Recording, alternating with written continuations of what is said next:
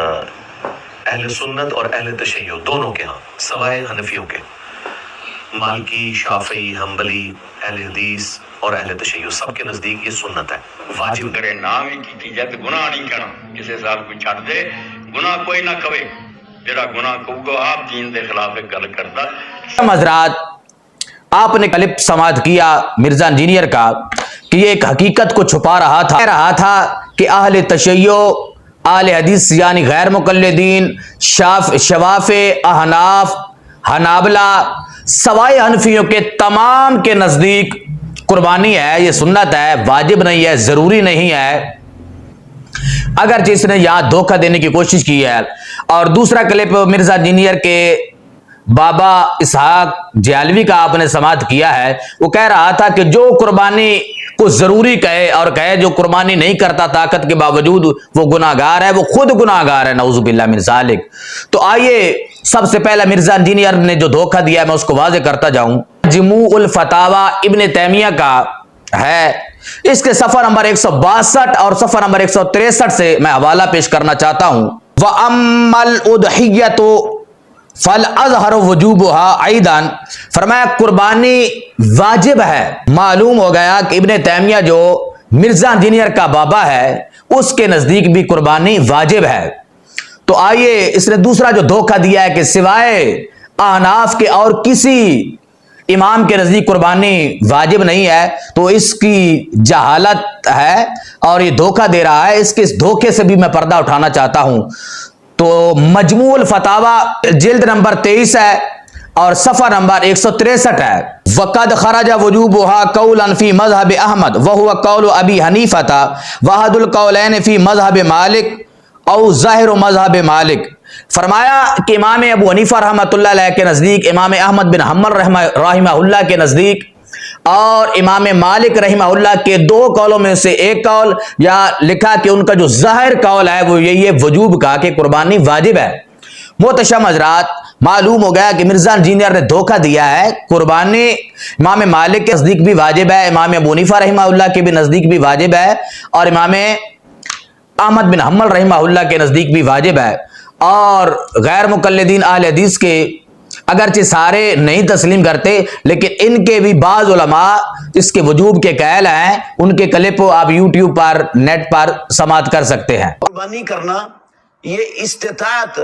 رکھنے والے مسلمان پر فرض، واجب اور ضروری ہے۔ آئیے میں دلیل دینا چاہتا ہوں، سورۃ الکوثر میں میرے رب نے ارشاد فرمایا فَصَلِّ لِرَبِّكَ وَانْحَرْ، یہاں فرمایا وَانْحَرْ، قربانی کیجئے، یہ امر ہے، اور امر مطلق وجوب کے لیے آتا ہے جب تک کوئی ایسا کرینہ جو اس کو حقیقت سے پھیرنے والا نہ ہو، اس وقت تک یہ امر وجوب کے لیے آتا ہے۔ تو قرآن سے بھی ثابت ہو گیا کہ قربانی کا حکم دیا گیا ہے، امر کا صیغہ استعمال کیا گیا ہے، اور احادیث میں بھی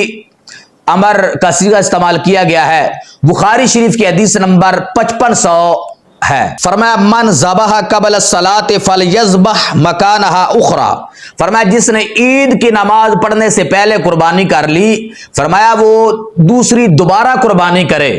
یہاں فرمایا فلیذبح، یا امر ہے، اگر قربانی ما سنت ہوتی یعنی کر لو تو ثواب ہے، نہ کرو تو گناہ نہیں ہے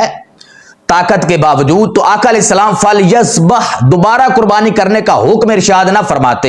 یا امر کا صیغہ استعمال کرنا اس بات پر دلالت کرتا ہے کہ قربانی واجب ہے۔ سنن ابن ماجہ میں حدیث نمبر ہے 3123 اور مستدرک للحاکم میں حدیث ہے 7727 نمبر، وہاں الفاظ یہ ہیں، فرمایا من کان لہ ساعۃ ولم یضحی فلا یقربن مصلانا، آقا علیہ السلام نے ارشاد فرمایا کہ جو طاقت کے باوجود قربانی نہیں کرتا وہ ہماری عیدگاہ کے قریب نہ آئے۔ امام ناصر الدین البانی نے اس حدیث کو حسن قرار دیا ہے، المستدرک للحاکم میں امام حاکم نے اس کو صحیح قرار دیا ہے، اور علامہ ذہبی رحمۃ اللہ علیہ نے اس کی موافقت کی ہے۔ مستدرک کے الفاظ ہیں من کان لہ مال، جس کے پاس مال ہو، اور ابن ماجہ کے الفاظ ہیں من کان لہ ساعۃ، جو استطاعت رکھتا ہو